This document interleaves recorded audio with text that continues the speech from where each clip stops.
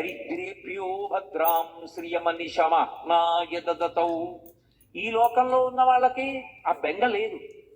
అమ్మా అనొక్కసారి పిలిచి నమస్కారం చేస్తే చాలు, వెంటనే నేనున్నాను రా బిడ్డ అని అమ్మవారు కాపాడుతారు. మీకు నేను ఒక మాట చెప్తే మీరు ఆశ్చర్యపోతారు. ఈ శ్లోకం ఎంత శక్తివంతమో తెలుసా? మీరు తప్పించుకోలేనంత పెద్ద ఉపద్రవం వెంట తరిమేస్తుంటే వెనకాతల ఏం చెయ్యాలో తెలియనప్పుడు ఈ శ్లోకం జరిగితే చాలా రక్షిస్తుంది అమ్మవారు. అంత శక్తివంతం. చండీ పరదేవత అనుగ్రహం అంటే అలా ఉంటుంది. అందుకే చండీ చరణవు అని చండీ పరదేవతని స్తోత్రం చేశారు శంకరాచార్యులు వారి ఈ శ్లోకంలో. అటువంటి అమ్మవారి పాదాలు పట్టుకుంటే సంస్కారవంతం చేస్తుంది మనస్సు. ఇక్కడ మీరు నన్ను ఒక ప్రశ్న అడగచ్చు, ఏమండి ఒకవేళ అసలు కోర్కెల మీద వ్యామోహం పోక, అసలు వ్యామోహం అనేటటువంటిది పోతే కదండి ధర్మబద్ధం చేసుకుందాం అన్న కోరిక. ఆయన అలా చెప్తాడు కానండి, ఏడాదికి ఒకసారి వచ్చి ఇవన్నీ అనుభవించడంలో ఎంత సంతోషంగా ఉంటుంది. ఏమిటి ధర్మచక్రం అని పట్టు కూర్చుంటే ఎక్కడ తీరుతాయండి? ఓ చేసే పుణ్యం చేస్తున్నాం కదా, ఇవి నడుస్తాయి అని అంటావేమో. అందుకే అలా నన్ను నేను నిగ్రహించుకోలేకపోతే, ఒకవేళ ధార్మికమైన జీవనం నేను చెయ్యలేకపోతే ఎవరితో చెప్పుకోవాలో తెలుసా విషయం? అమ్మవారితోటే చెప్పుకోవాలి. అమ్మవారితో నేను అన్నప్పుడు దాని అర్థం ఏమిటంటే అమ్మవారు అయ్యవారు అని కాదు, పరమేశ్వరుడితో చెప్పుకోవాలి అని. దానికి శరణాగతి అని పేరు. శరణాగతి అన్న మాటకు అర్థం ఏమిటో తెలుసా? మీ బలహీనతని భగవంతుడి దగ్గర చెప్పడం. అందుకే మీరు ఎప్పుడైనా శరణాగతి చదవండి. రుక్మిణీదేవి శరణాగతి తన బలహీనత చెప్తుంది. గజేంద్ర మోక్షణం శరణాగతి తన బలహీనత చెప్తాడు. ఈశ్వర మీరు నాకు మనస్సు ఇచ్చారు, ఇంద్రియాలు ఇచ్చారు, బలం ఇచ్చారు, బుద్ధినిచ్చారు, శాస్త్రం ఇచ్చారు, గురువునిచ్చారు, ధర్మచక్రం దాటి పనులు చెయ్యొద్దన్నారు. కానీ నా మనసు వెంపర్లాడిపోతోంది అక్కర్లేని కోరికలు తీర్చుకోమని. ఈశ్వర నన్ను నేను నిగ్రహించుకోలేకపోతున్నాను, నా మనసును నేను వశం చేసుకోలేకపోతున్నాను, నేను దానికి లొంగిపోతున్నాను, తప్పులు చేస్తున్నాను, మీరే నన్ను ధర్మంలో నిలబడేటట్టు చెయ్యండి, ఇక నన్ను నేను నిగ్రహించుకోలేకపోతున్నాను అని ఉన్న మాట ఉన్నట్టు ఈశ్వరుడి దగ్గర చెప్పాలి. అంతేకాని ఆయన దగ్గరికి వెళ్ళి మహానుటుడిలా పరమ ఉత్తముళ్ళ నిలబడకూడదు. తప్పు చేస్తే ఈశ్వరా నిన్న తప్పు జరిగింది, ఈ తప్పు చేశాను, వేరొకసారి నా జీవితంలో ఇటువంటి తప్పు జరగకుండా నేను ఉద్రేకం పొందకుండా నన్ను కాపాడండి అని నువ్వు చెప్పుకోవాలి. దానికి శరణాగతి అని పేరు. దూర్జటి కాళహస్తీశ్వర శతకంలో శరణాగతి చేశాడు. రోషీరోయదు కామినీ జనుల తారుణ్యోరు సౌఖ్యంబులన్ బాసీబాయుధ పుత్రమిత్రధన సంపద్భ్రాంతి వంచాలతల్ కోశీకోయదు నామనంబకట నీకున్ ప్రీతిగా సక్రియల్ చేసి చేయదు దీని తుళ్ళనచవే శ్రీకాళహస్తీశ్వర అని అడిగాడు. ఏమి సుఖం లేదు అనిపిస్తుంది, మళ్ళీ అదే సుఖం అడుగుతుంది. ఏం పిల్లలు లేదు అనిపిస్తుంది, మళ్ళీ పిల్లలు వెంటబడుతుంది.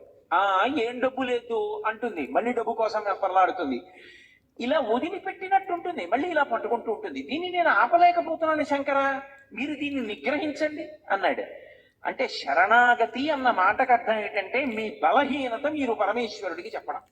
దానికి శరణాగతి అంటారు. అప్పుడు అది రెండో మార్గం. మనమే ధార్మికంగా బతకకపోతే అది భగవంతుడికి చెప్పాలి, అమ్మవారితో చెప్పాలి వెళ్ళి, అమ్మా ఇలా అవుతోంది, నన్ను నేను నిగ్రహించుకోలేకపోతున్నాను, తప్పు చేస్తున్నాను, అమ్మ నువ్వు నాకు ధర్మమునందు అనురక్తి అని ఆవిడ దగ్గర ఒప్పుకొని బలహీనత చెప్తే ఆవిడ అనుగ్రహిస్తుంది. మీరు మళ్ళీ నన్ను ప్రశ్నిస్తారు నాకు తెలుసు, అసలు కామం ఆవిడ ఇవ్వకపోతే దరిద్రం వదిలిపోయిందిగా. అసలు కామం పెట్టడం ఎందుకు? ఆవిడే పెట్టబట్టి కదా ఈ అల్లరంతా వచ్చింది. పెట్టకుండా ఉంటే గొడవ వదిలిపోనుగా. ఆవిడెందుకు పెట్టిందంటే ఒక ఉత్తమమైనటువంటి ప్రయోజనం కోసం ఆవిడ కామాన్ని ఇచ్చింది. కామము మనసులో పుట్టి అది కర్మబద్ధమై ప్రహృష్టమైనటువంటి మనసుతో భార్యాభర్తల సంగమం వల్ల తేజోవంతమైన కొడుకు పుడతాడు. వాళ్ళిద్దరి యందు అనురక్తి లేదనుకోండి, అనురక్తి లేకపోతే తేజో విహీనమైన సంతానం కలుగుతుంది, అనురక్తి చేత తేజోవంతమైన సంతానం కలుగుతుంది. బాలకాండ స్కందోత్పత్తిలో అదే చెప్తారు. కాబట్టి ఇప్పుడు అటువంటి కొడుకు పుడితే పితృరుణం నుంచి విముక్తుడవుతాడు. పితృరుణం నుంచి విముక్తుడు అవ్వాలంటే కామ ఉండాలి, కానీ కామము ధర్మబద్ధము కావాలి. నీ భార్య ఎందుంది, అదేం బంధించదు, అదేం పట్టుకోదు, అదే సీతమ్మ అంటుంది, నివట్టయ మనోమత్త స్వజనే క్రియతాం మనః. నీ వారి యందు నీ మనస్సు ఉంచుకో, ధర్మం అయిపోయింది. నీ వారి యందు మనసు ఉంచుకోకపోతే ప్రమాదానికి కారణమైపోతుంది. కాబట్టి ఇప్పుడు ఆవిడెందుకు ఇచ్చింది?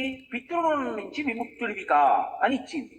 కానీ అది మన బలహీనతగా మారిపోతే అదే అమ్మవారితో చెప్పాలి. అందుకే శరణాగతి ఎంత గొప్పదో తెలుసా అండి?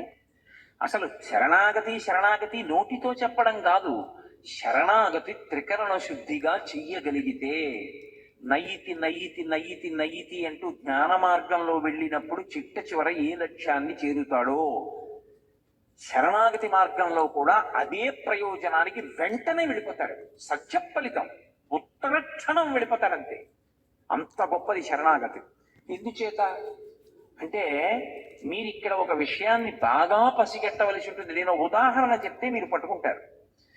ఒక రాజుగారు యుద్ధం చేస్తున్నాడు, మత్తగజం మీద నిలబడి శత్రువులతో యుద్ధం చేస్తున్నాడు. పక్కన ఓ బొంటు కనపడ్డాడు. వాడిని అన్నాడు యుద్ధం చేస్తూ, ఇవాళ రాత్రి 9 గంటలకు ఒకసారి నువ్వు నా శిబిరంలో కలు అన్నాడు. ఆ సైనికుడు అన్నాడు, నేను సామాన్యమైన సైనికుణ్ణి, రాత్రి సైనాధిపతులు వస్తారు, మండలాధికారులు వస్తారు, ప్రజల్ని అక్కడ రాజ్యం పరిపాలనలో ఉన్న ఉన్నతాధికారులు వస్తారు, మీ దగ్గర విషయాలు కనుక్కోవడానికి నిర్ణయానికి మంత్రులు వస్తారు. 9 గంటలకి నేను మిమ్మల్ని ఎలా కలవగలను? వాళ్ళందరూ వెళ్ళాక రావాలి, అప్పటికి తెల్లవారిపోవచ్చు, మీరు కాసేపు విశ్రాంతి తీసుకోవచ్చు. ఎలా కలుస్తాను సామాన్య సిపాయిని అన్నాడు. ఇది నీ దగ్గర ఉంచుకో. రాజు ఉంగరం విసిరాడు. వాడు చూశాడు ఇలా ఉంగరం వంక, అది రాజముద్ర, తన రాజు ఉంగరం కాదు, శత్రురాజు ఉంగరం. అది అడిగిపోయాడు. అయ్య బాబో, ఇదేమిటి శత్రురాజు ఉంగరం ఇచ్చారు నాకు? మాట్లాడకు. అది పట్టుకుని 9:15 ఎవరిని అడక్కు నా దగ్గరికి వస్తానని అలా దూరంగా తిరుగుతుండు చాలు. 9 అయ్యేటప్పటికి నిన్ను నా దగ్గరికి తీసుకొచ్చేస్తాను. 9:15 అయింది. శత్రురాజు ఉంగరం చేత్తో పట్టుకుని ఎవరిని అడగకుండా అలా దూరంగా చీకట్లో తిరుగుతున్నాడు. రాజుగారు అక్కడ పడుకున్నది. పహరా కాస్తున్న సైనికులు వచ్చి పట్టుకున్నారు. ఎందుకు తిరుగుతున్నారు అని ఇక్కడ అన్నాడు. ఆయన ఏం చెప్పొద్దన్నాడు రాజు. ఏమీ చెప్పలేదు. ఎందుకు తిరుగుతున్నాడు వీడిక్కడ? వీడికి అవసరం లేదే రాజుగారి శిబిరం దగ్గర.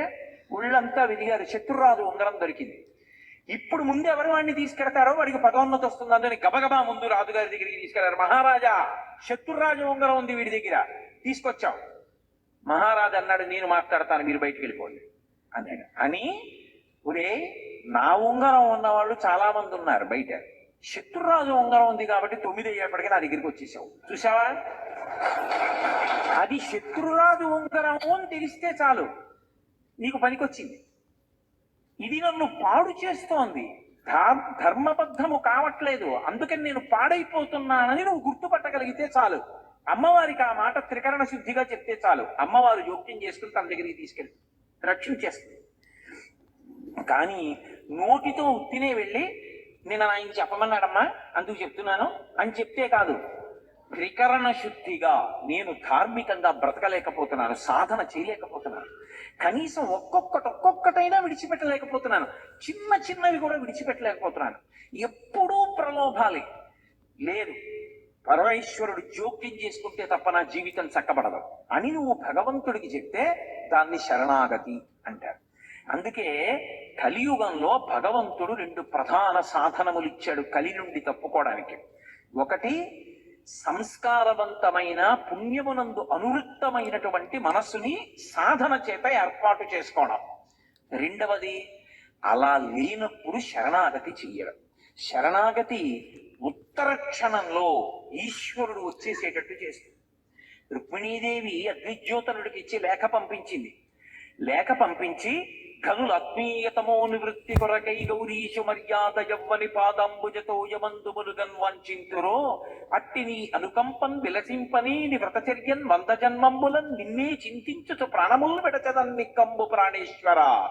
శ్రీయుతమూర్తి ఓ పురుష సింహము పాలి సొమ్ము గోమాయువు కోరు చందమున ఈ దురాత్ముడు చైత్యుడు నీ పదాంబుజ ఛాయనైన నన్ను వడిదా కొనిపోయేదనంచునున్నవాడు ఎరుగడు అద్భుతమైన భవప్రతాపమున్ అని ఆ తల్లి నువ్వు వెంటనే వచ్చి నన్ను రక్షించాలంది. చదివాడంతే లేఖ, శరణాగతి. ఇదిగో వస్తున్నానన్నాడు. వెనక్కి వెళ్ళి అన్నయ్యకి కూడా చెప్పలేదు. రథం ఎక్కేశాడు. వచ్చద విదర్భ భూమికి చొచ్చద భీష్మకుని రము సురుచిరలీలం తెచ్చద బాలం వేల్బిడి వచ్చద అడ్డంబురిపులు వచ్చిన బోరన్ అన్నాడు. గబగబా బయలుదేరి వచ్చేశాడంటే శరణాగతి ఉత్తర క్షణం ప్రయోజనాన్ని ఇచ్చేస్తుంది. ఒకటి సాధనన్నా చెయ్యాలి. అంటే సాధన ఎందు ఒడుదుడుకులు ఉంటాయి. మనసు వెంటనే మాట వినదు. అది వింటలేదని దానితో ఘర్షణ పడకుండా మెల్లమెల్లగా ఒక్కొక్కటైనా దుర్గుణములు విడిచిపెట్టే ప్రయత్నం చెయ్యాలి. అసలు నేను ఏమీ చేయలేకపోతున్నాను అనుకుంటే ఆ విషయం భగవంతుడికి చెప్పాలి. అది శరణాగతి. ఇప్పుడు సంసాధన అన్న మాటకు అర్థం ఏమిటంటే మనసుని సంస్కారవంతం చేసుకోవడం. మీకు నేను ఇందాక చెప్పా పునర్జన్మ దాని మీదే ఆధారపడుతుంది అని. అదే ఓ రామాయణం గురించో భాగవతం గురించో భారతం గురించో మహాత్ములైనటువంటి గురువుల గురించో ఆలోచిస్తూ వెళ్ళిపోయాడు అనుకోండి, ఉత్తర జన్మలో మళ్ళీ గొప్ప విద్వాంసుడై పుడతాడు. తండ్రి దగ్గర చక్కగా అభ్యాసం చేసి అనుష్ఠానం చేసి పరమేశ్వరుడు యందు చేరుతాడు. మంచి జన్మ రావాలంటే మనసు సంస్కారవంతము కావాలి. సంస్కారము మనసుకి కలగాలంటే 5 ఇంద్రియముల గుండా లోపలికి మీరేం తీసుకుంటున్నారన్న దాన్ని బట్టి మనసు సంస్కారం పొందుతుంది. నేను చాలా గంభీరమైన విషయాన్ని ప్రస్తావిస్తున్నాను, మీరు చాలా జాగ్రత్తగా పట్టుకోవాల్సి ఉంటుంది దీన్ని. నేను ఒక మొక్క వేశాను అనుకోండి, ఆ మొక్క బ్రతకాలి అంటే అబ్బా దొరక్క దొరికిందండి మొక్క, నాకు దాని మీద ఎంత ప్రేమో అని తీసుకొచ్చి మా పడగదిలో పెట్టాను అనుకోండి, దానికి వెలుతురు ఎక్కడి నుంచి వస్తుంది? రెండో రోజు చచ్చిపోతుంది.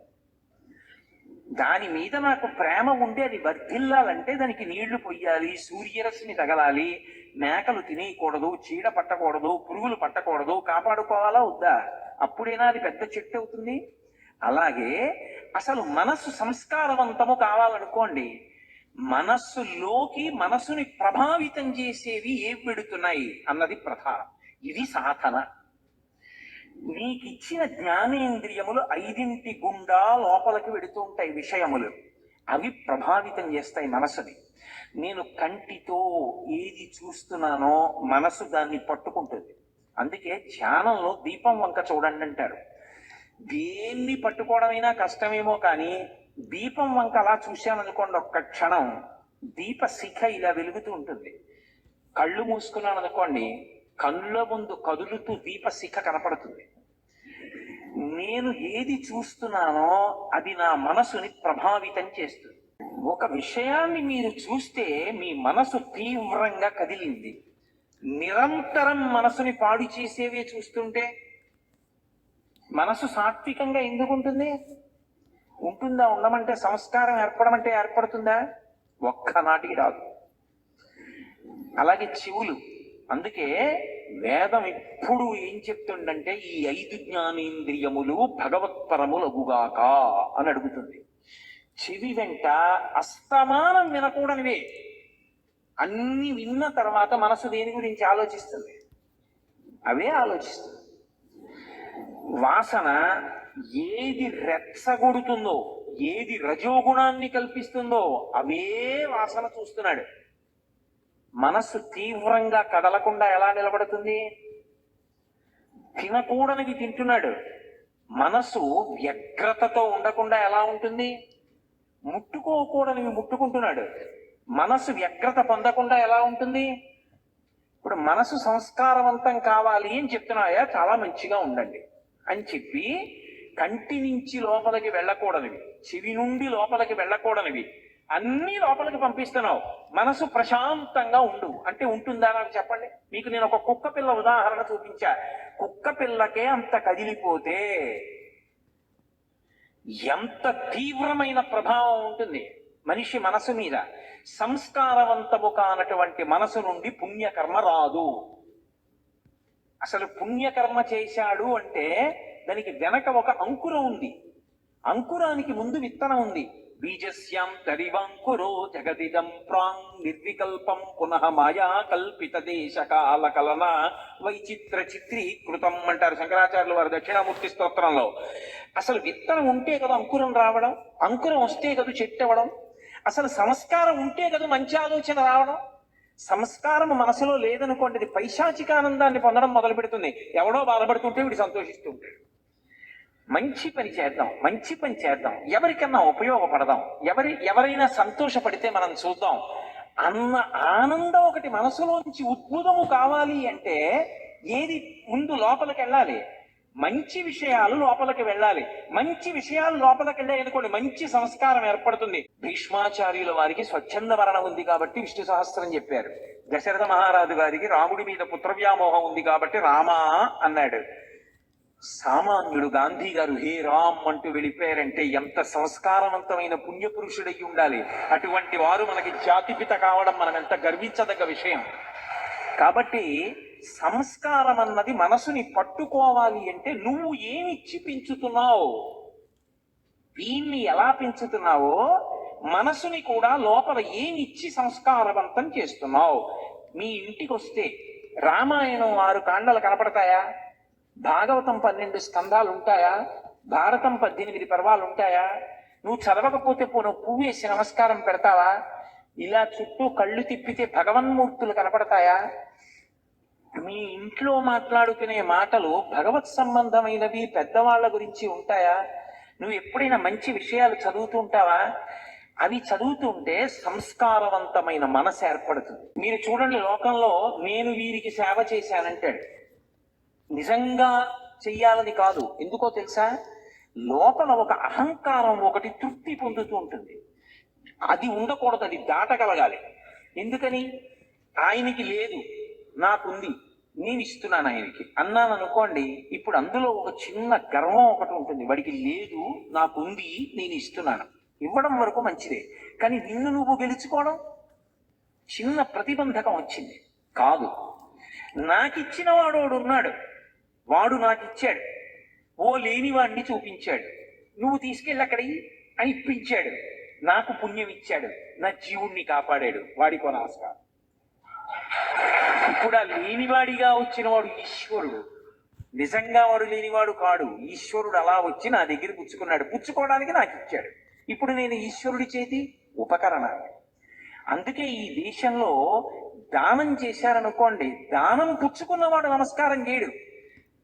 లోకంలో ఏంటి, ఒకడికి అవసరం ఉంది, ఒకటి దగ్గర అవసరం తీర్చగలిగిన శక్తి ఉంది, ఒకడికి బట్టలు లేవు, ఒకటి దగ్గర బోల్డని పంచెల చాపులు ఉన్నాయి, ఓ పంచెల చాప పట్టుకెళ్ళి ఇచ్చాడు. ఇప్పుడు పుచ్చుకున్నవాడు ఇచ్చిన వాడికి నమస్కారం చేయాలా, ఇచ్చిన వాడు పుచ్చుకున్న వాడికి నమస్కారం చేయాలా? పుచ్చుకున్నవాడు ఇచ్చిన వాడికి చేయడు, ఇచ్చినవాడు పుచ్చుకున్న వాడికి వాళ్ళకి దండం పెడతాడు. ఎందుకని?